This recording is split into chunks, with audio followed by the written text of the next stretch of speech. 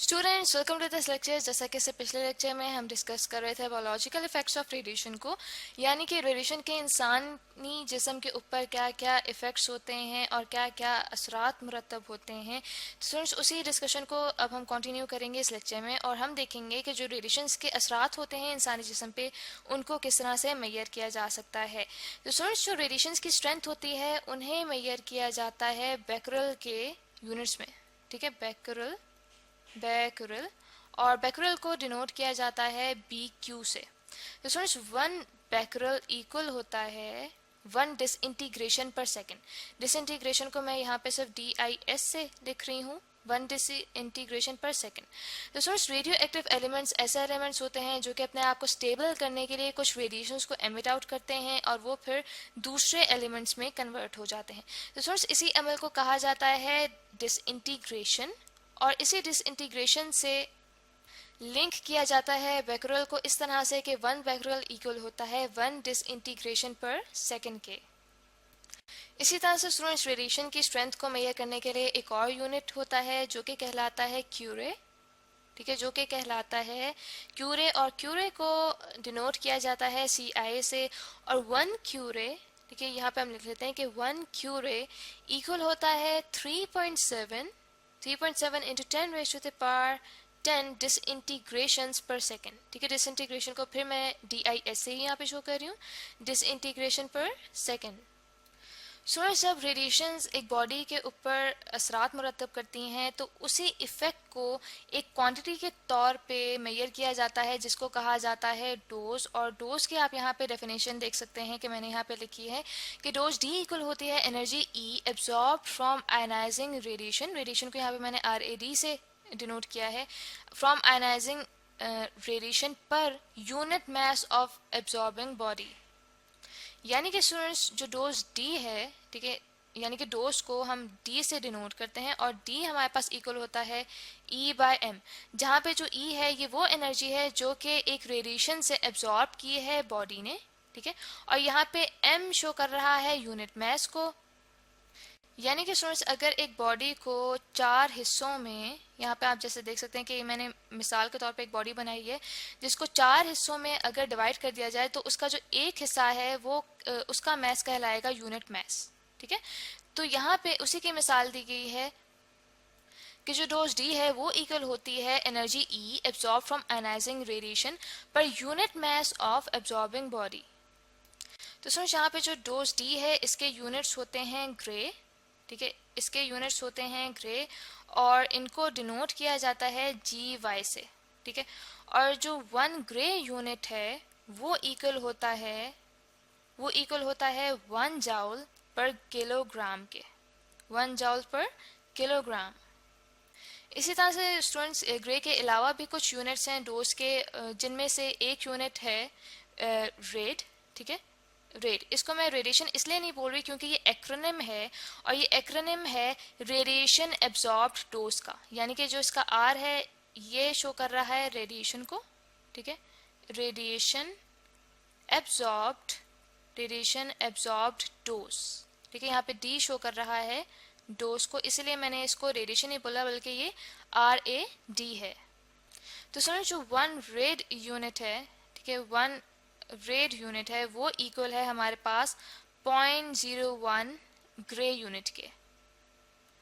तो स्टूडेंट्स देखा ये क्या है कि मुख्तलिफ किस्म की जब हमारे पास रेडिएशंस हो उनकी इक्वल डोज अगर हो तो उन दोनों किस्म की रेडिएशंस का सेम बायोलॉजिकल इफेक्ट नहीं होगा। दैट मीन्स कि अगर हम मिसाल लें यहाँ पे अल्फ़ा रेज का और एक्स रेज का, तो अल्फ़ा रेज और एक्स रेज की एक ही डोज अगर दी जाए एक इंसान को, यानी कि उनके ऊपर जब ये रेडिएशंस फोकस की जाएं और एक ही डोज दी जाए इन दोनों किस्म की रेडिएशंस की, तो जो अल्फ़ा रेज हैं वो 20 टाइम्स ज़्यादा डैमेज करेंगी उस इंसान को as compare to X rays के। तो सुनिए, यहाँ से हम देख सकते हैं कि जो एक इंसान के ऊपर इफेक्ट होता है इन रेडिएशंस का, वो डिपेंड करता है कि जो रेडिएशंस हैं उनकी नेचर क्या है, वो किस टाइप की रेडिएशंस है। और स्टूडेंट्स इसी तरह से दूसरा पॉइंट जो हमारे सामने आता है वो ये आता है कि जो रेडिएशंस का इफेक्ट है वो इस चीज़ पे भी डिपेंड करता है कि वो रेडिएशंस इंसानी जिस्म के किस पार्ट पे पड़ रही हैं। मिसाल के तौर पे जो न्यूट्रॉन्स होते हैं वो हमारी आंखों को ज़्यादा डैमेज करते हैं एज़ कम्पेयर टू बाकी पार्ट्स के। तो स्टूडेंट्स जो अभी हमने पॉइंट्स डिस्कस किए हैं इनको एक फैक्टर के तौर पे डील किया जाता है जिसको कहा जाता है रिलेटिव बायोलॉजिकल इफेक्टिवनेस, ठीक है, जिसको RBE से डिनोट किया जाता है, जहाँ पे जो R है ये शो कर रहा है रिलेटिव को, ठीक है, रिलेटिव, B शो कर रहा है बायोलॉजिकल को, बायोलॉजिकल, ठीक है, बायोलॉजिकल इफेक्टिवनेस। यानी कि जो RBE है इफेक्ट सॉरी इसको ठीक से लिख लेते हैं, ये हमारे पास आ जाएगा इफेक्टिवनेस। तो स्टूडेंट्स दैट मीन्स के ये जो हमारे पास RBE है ये हमारे पास एक्रोनिम है रिलेटिव बायोलॉजिकल इफेक्टिवनेस का। और इसको मद्देनज़र रखते हुए जो इंसानी जिस्म डोज हासिल करता है किसी रेडिएशन की, उस डोज को कहा जाता है इक्विवेलेंट डोज D0, ठीक है, और D0 इक्वल होता है dose D multiplied by RBE। तो स्टूडेंट्स जो D0 है यानी कि इक्विवेलेंट डोज, इसके जो यूनिट्स होते हैं वो कहलाते हैं सिवर्ट, ठीक है, इसके यूनिट्स कहलाते हैं सिवर्ट और उन्हें डिनोट किया जाता है SV से, ठीक है, और वन सिवर्ट इक्वल होते हैं 1 ग्रे यूनिट्स के, ठीक है, 1 grey units multiplied by RBE factor. तो स्टूडेंट्स ये जो इक्विवेलेंट डोज है इसके लिए भी कुछ और यूनिट्स भी यूज़ किए जाते हैं, जिनमें से एक यूनिट है रैम, ठीक है, रैम के यूनिट्स भी यूज़ किए जाते हैं इक्विवेलेंट डोज को मेजर करने के लिए, जहाँ पे 1 रैम इक्वल होता है 0.01 सिवर्ट के। तो स्टूडेंट्स यहाँ तक तो हमने डिस्कस किया है कि रेडिएशंस के बायोलॉजिकल इफेक्ट को किस तरह से मेजर किया जा सकता है, कि जो रेडिएशंस का इफेक्ट हो रहा है इंसानी जिस्म पे उसको हमने किस तरह से मेजर करना है यूनिट्स की सूरत में। तो स्टूडेंट्स इसके लिए मैं आपको एक मिसाल दूंगी ताकि इसको बेहतर तरीके से हम समझ सकें कि इन यूनिट्स में जब हम मेजर करते हैं रेडिएशंस के बायोलॉजिकल इफेक्ट को तो वो हमें किस तरह से बताते हैं कि रेडिएशंस की कितनी अमाउंट जो है वो हार्मफुल है इंसान के लिए। तो स्टूडेंट्स इसी तरह से 3 सिवर्ट की जो डोज है उसकी वजह से स्किन बर्न हो सकता है, ठीक है, तो यहाँ पे हम लिख लेते हैं कि जो 3 सिवर्ट की डोज है उसकी वजह से स्किन बर्न के चांसेस होते हैं इंसान के अंदर, ठीक है।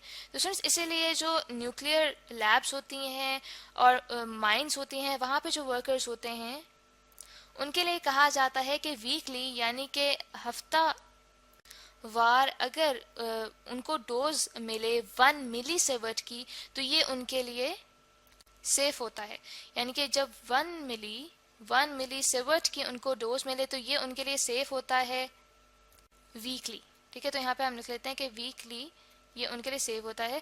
तो आई होप स्टूडेंट्स कि आपके लेक्चर से समझ आ गया होगा जिसमें हमने रेडिएशंस के बायोलॉजिकल इफेक्ट्स को मैथमेटिकली मेजर करने का तरीका डिस्कस किया है।